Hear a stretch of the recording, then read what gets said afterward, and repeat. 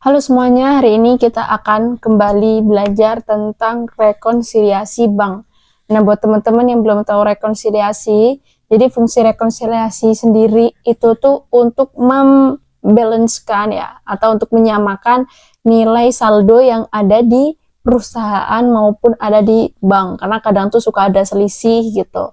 Faktor apa aja yang bisa nggak sama, nanti itu bisa kita bahas di video berikutnya. Nah, yang pertama ini kita akan kasih beberapa contoh, ini sedikit aja, ini ada 8 contoh kasus, terus bagaimana kita mengidentifikasi soal ini. Oke, langsung aja ya. Jadi yang pertama, saldo rekening kas menurut catatan perusahaan itu Rp1.216.800. 1.216.800. Oke, berarti ini kita udah buatin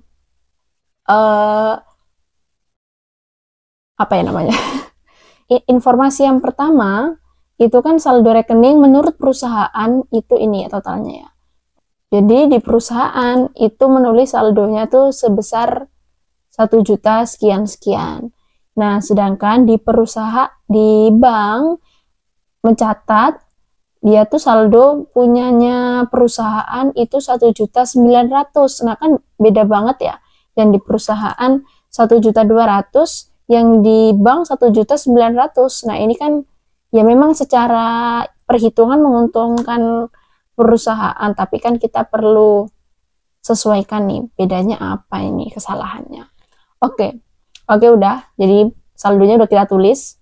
Soal yang ketiga, kas perusahaan sebesar Rp195.570 belum dikredit dalam laporan bank sampai dengan tanggal 31 Desember 2012.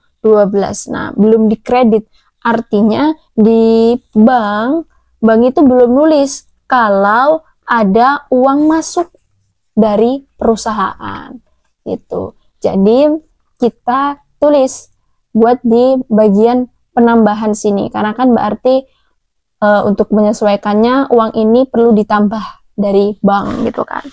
Maka saldonya tadi sebesar, berarti ini kita aja tulis ini ya, cek beredar ya. Jadi cek beredar buat yang belum tahu itu istilahnya gampangnya seperti ini. Jadi apabila kan kita mau ngasih cek untuk dicairkan, untuk isi di perusahaan, tapi ternyata yang bawa cek itu kemungkinan belum sampai bank, terus banknya udah tutup, terus pas di hari itu bank itu udah tutup buku gitu, akhirnya nggak masuk di dalam pencatatan keuangan si bank. Nah, cek beredarnya tadi itu sebesar, kita tulis di sini itu Rp195.570.000. Oke. Soal yang keempat, biaya-biaya bank yang muncul dalam laporan bank bulan Desember dan belum dicatat oleh perusahaan berjumlah Rp780. Nah, ini berarti apa? Kita masukin ke dalam perusahaan, dalam buku saldo perusahaan, dalam pembukuan perusahaan. Itu kan penambahan ya jatuhnya. Jatuhnya itu penambahan 780 itu biaya-biaya bank. Karena kan perusahaan kan nggak tahu biaya-biaya apa aja yang muncul nih, kayak mungkin biaya cetak rekening koran, itu kan perusahaan nggak tahu harganya berapa, dan baru dikasih tahu itu setelah di print gitulah, setelah dikasih kita. Kemudian ditambah 780. Tapi karena dia ini kan bersifat biaya, maka dia ini tuh bersifat mengurangi, salah lagi, 780. Jadi minus gitu nanti dia. 780. Bahkan kalau kalian lihat di sini ada tanda minus ya. Yang kelima, hasil penagihan oleh bank sebesar Rp444.000. Hasil penagihan ini berasal dari piutang usaha pelanggan. Jadi di kasus soal nomor 5 ini, bank ini tuh jadi pihak ketiga gitu. Jadi perusahaan kan dia ngasih pinjaman uang gitu ke nasabah atau ke pelanggan gitu, tapi perusahaan ini dia make pihak ketiga yaitu bank untuk nagihnya, karena takutnya mungkin kalau perusahaan kan kalau kita banyak banget kan ya di berita-berita itu kasus mau nagih utang malah dia jadi korban pembunuhan. Nah, buat cari aman perusahaan cari pihak ketiga. Tadi soalnya itu penagihan bank. Nah, berarti kan uangnya udah cair ya, berarti itu masuk ke dalam perusahaan karena uang yang di piutangnya perusahaan itu udah dibayar oleh yang utang. Oke, berarti kita masukin aja piutang Wesel gitu ya. Piutang Wesel. Nah, ini perusahaan dapat tambahan uang sebesar 444. 1, 2, 3. Oke. Selanjutnya, di soal ke-6, cek yang beredar tanggal 31 Desember berjumlah Rp468.160. Oke, berarti ini mengurangi ya, mengurangi isi dari saldo bank.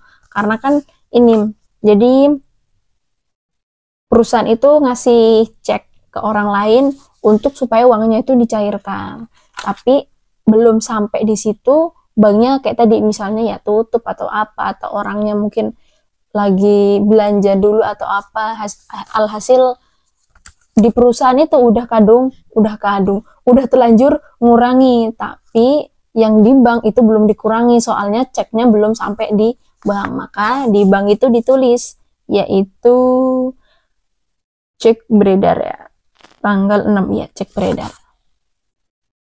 Cek beredar totalnya adalah 468.000. Oke, good. Selanjutnya nomor 7. Menurut catatan perusahaan, cek yang pernah ditulis selama bulan Desember 2012 berjumlah 3.450.000. Nah, ini tuh soal pengecoh sebenarnya.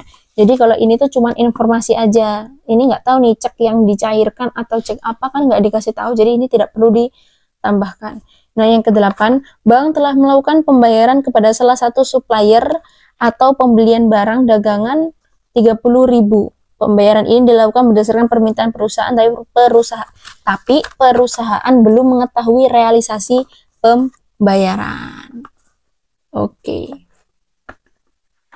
Ini tadi 30.000. Nah, berarti kan ini si perusahaan dia tuh punya utang kepada supplier 30.000. Tapi ya 30 juta sebenarnya. Tapi kita singkatnya 30.000 biar enak, nolnya nggak kebanyakan. 30.000. Tapi perusahaan tuh nggak tahu ternyata dari pihak bank itu udah ngebayarin pakai akunnya si perusahaan gitu. Jadi di sini perusahaan perlu mengurangi, yaitu bayar aja ini hutang aja deh, hutang apalah nanti gitu. Hutang, oh iya kita taruh di bawahnya biar rapi. Oke, hutang sebesar 30.000 ya tadi. 30.000 tuh 23. Oke, soal sudah selesai. Sekarang kita jumlahkan. Oh iya, ini kita salah nulis coy. 468 160. Pantesan kok aneh banget. Dan iya, astagfirullah. Oke, tadi kita salah nulis di sini. Oke, dan ya hasilnya sama. Jadi saldo akhir yang tercatat di periode 2012 31 Desember 2012 adalah 1.630.020 rupiah, seperti itu. Jadi kalau kalian ada yang nggak paham mungkin boleh tanya, atau mungkin ada soal-soal yang ingin kalian tanyakan, boleh langsung kirim email yang ada di deskripsi. Oke, makasih semuanya. Kalau bermanfaat jangan lupa like dan subscribe, juga bisa share. Dan mari kita bahas soal-soal lainnya tentang akuntansi ataupun yang lainnya.